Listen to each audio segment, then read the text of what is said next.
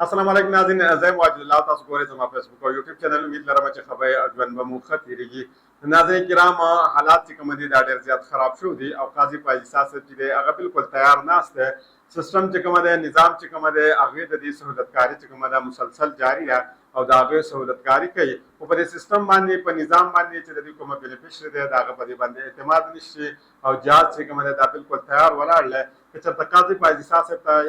ایکسټنشن میلاو نشي یا هغه د فیډرل کانسټیټیوشن کورټ چیف جسټس جوړ نشي، نو نواز شریف صاحب په لندن ته ځي او هغې بالکل د دې تیاري کړله. او صرف نواز شریف صاحب په لندن ته نه ځي بلکې د هغې سره به د هغې لورو مریم نواز صاحبه هم ځي. د دې په حوالې سره درته هم ووایم ځکه چې اهم ډیټیل دی، د دې سره سره درته دا هم ووایم چې پاکستان تحریک انصاف باندې یو بل وار کړی شوی دی او دا بل وار په پاکستان تحریک انصاف باندې کله شوی دی د منګل یعنی د نهۍ په ورځ باندې چې کومه هر څه شوي دي په هغې کې په پاکستان تحریک انصاف باندې یو بل وار شوی دی. دغه هم زه ستاسو مخې ته ږدم، خو د دې سره سره راځو او اولنی خبر ستاسو مخې ته ږدم چې عمران خان صاحب ویلي دي چې مزید به موږ دا حادثه نه برداشت کوو. او عمران خان صاحب ویلي چې اوس به موږ د میاوالي په ځای باندې په پنډۍ کې جلسه کوو. او دا اعلان هغوی دا حکم ځکه کړی دی ځکه چې هغوی ته اندازه وایي چې څرنګې د 10 کالو دا پلین چې کومه دی دا تیارېږي او که چېرته دا د 10 کالو دا پلین تیار شو نو بیا پاکستان تحریک انصاف دپاره به حالات مشکل وي. پاکستان تحریک انصاف به کرش کړی شي او یقینا پاکستان تحریک انصاف به داسې کرش کړی شي چې پاکستان تحریک انصاف نوم به چې کومه دی دا تقریبا په پاکستان کې اخیستلو والا څوک پیدا نه شي. ځکه چې د کومه عیني ترمیم په حوالې سره چې مولانا عبدالرحمن صاحب انکشاف کړی چې په دې کې ډېر سخته مسوده چې کومه ده دا ډېره زیاته سخته ده او خدا نه خواسته که چېرته دغه عیني ترمیم پاس شي نو بیا پاکستان کې حالات ډېر زیاته خراب شي. عمران خان صاحب چې کومه دی د مومنټم ګین کولو دپاره هغې ویل دي چې اوس به اول په پنډۍ کې جلسه وي او په دې پسې به سمه جلسه په لاهور کې کېږي. او هغې ویل دي چې اوس دا ځل به داسې نه وي چې موږ به اجازت الو، د اجازت نه بعد موږ ته وخت راکولی کېږي، موږ ته به تاریخ راکولی کېږي، بیا به د ښار نه بار چې کومه دی موږ ته ځګۍ راکولی کېږي. هغې ویل چې نه دا ځل به داسې نه کېږي. عمران خان صاحب ویل چې دا ځل زه کوم ځګۍ منتخب کړم، په هغه ځای کې به جلسه وي چې د کومه وخت زه منتخب کړم، په هغه وخت باندې به جلسه وي چې کومه تاریخ زه ورکړم په هغه تاریخ باندې به جلسه وي. یعنې هغه ویل چې اوس موږ د اجازت اخیستو محتاج نه یو، بلکې چې ما درته څرنګې حکم کوه تاسو به دغه حکم منئ او تاسو به راوځئ او تاسو به دا مومنټم چې کومه دی دا به تاسو ګرموئ. نو د میاوالي په ځای باندې پاکستان تحریک انصاف باندې چیرمن عمران خان صاحب ویلي چې دا جلسه به اوس په کوم ځای کېږي، په پنډۍ کې کېږي. اوس راځو په پاکستان تحریک انصاف باندې چې کوم وار شوی دی د دې په حوالې سره درته هم ویم چې پرون د نهۍ په ورځ باندې 2 شیزونه شوي دي چې په هغې کې اولنی کار دا شوی دی چې د اسلام آباد کې چې سپریم کورټ کومه دی د هغې نه خبر راغلی چې قاضي فایز صاحب د پنجاب د ټریبیونل په حوالې سره فیصله چې کومه ده محفوظ کړله. زه اول تاسو په دې ټریبیونل په حوالې سره پوه کوم چې اصل دا څه شی دی.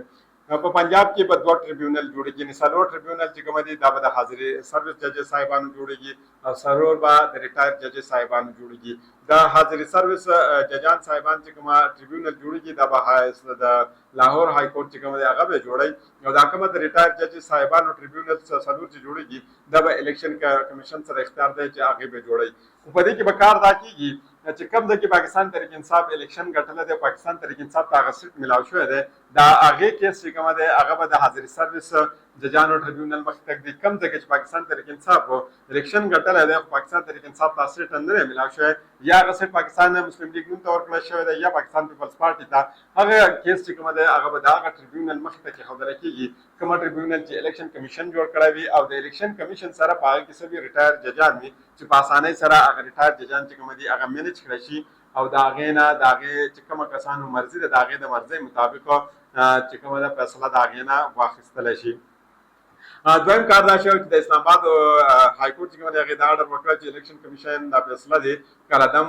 شي او د الیکشن کمیشن چې کومه دی یو بله فیصله دی واورئ. خو یقینا اوس قاضي فایز صاحب پرون څرنګې ریمارکس ورکړي او څرنګې چې دا فیصله محفوظ کړله نو د هغې نه داسې اندازه لګولی کېږي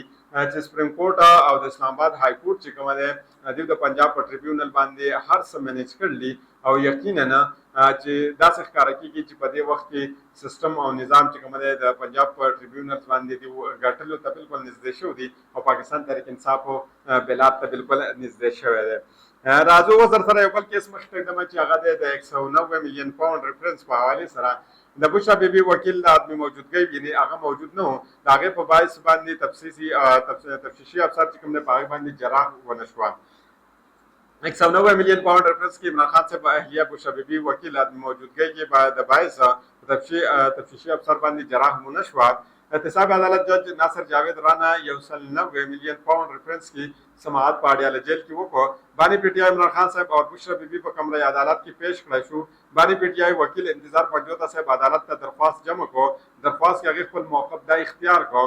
बुशरा बीबी वकील उस्मान रियाज बोल चिदे दागे तबीयत चिदे खराब दे ओगा पेश केदले ने लिहाजा समाअत दी मुलतवी कड़ाशी ने प्रोसिक्यूटर सत्तार मुजफ्फराबाद से ब समाअत मुलतवी कवलु पर दरख्वास्त मुखालिफत को खड़ो आगे कुल मौकफ दा इख्तियार का 190 मिलियन पाउंड रेफरेंस कि मुलजिमान के कमरे आगे 2 वकीलान वकालतनामे जमा कर ली और द रेफरेंस पर आखिरी गवाह की देर समाअतों ने कमरे दा पेश कर दे यो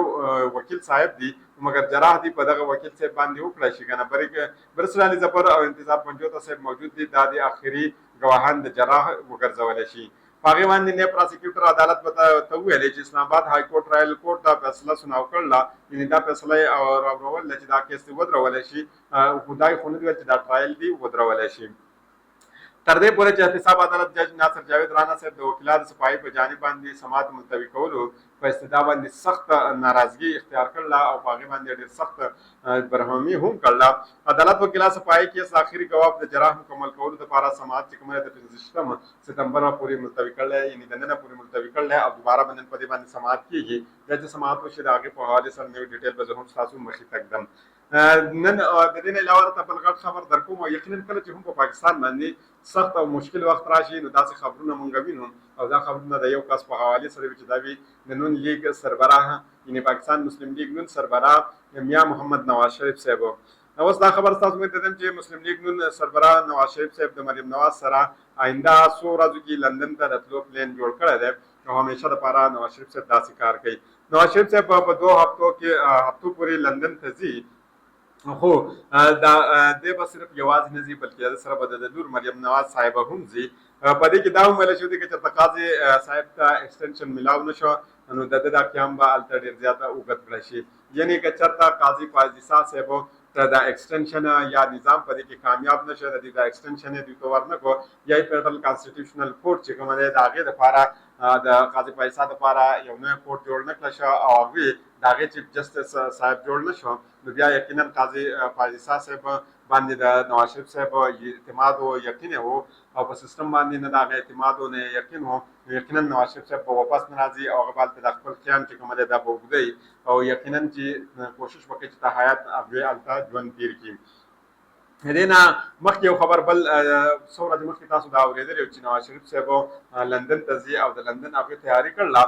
او وخت دا دی چې نواز شریف صاحب یو ورور د پاکستان وزیر اعظم دی او یوه لور د پنجاب وزیر اعلی ده خو د دې هر څه باوجود نواز شریف صاحب بیا هم لندن ته لا نه د هغې اصل وجه دا وه نواز شریف صاحب ته اسټبلیشمنټ ویلي و چې بھائی دا څنګه چل دی څرنګه تاسو زموږ سره کومه وعدې کړلې اوس په خپلو وعدو باندې ودرېږه ته بار تللی نه شې یعنې هلته دغلته نواز شریف صاحب ته وویل چې ستا دغومره وخت دی دغومره ستا اوقات دي او ته د خپل اوقات مطابق ژوند تېروه ستا چې څومره څادر دی د هغې مطابق خپې چې کومه دې ته غځوه د دې نه بار ته خپلې خپې نه شي غځولی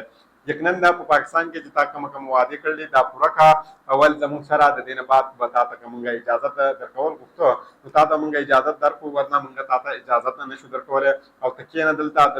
په پاکستان کې موجود اوسه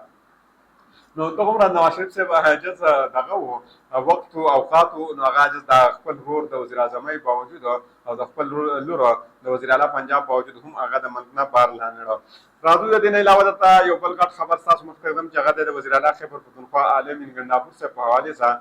چې هغې په ایډیالوژي کې د عمران خان صاحب سره ملاقات کړی دی او دغه ملاقات اندروني کهاني چې کومه ده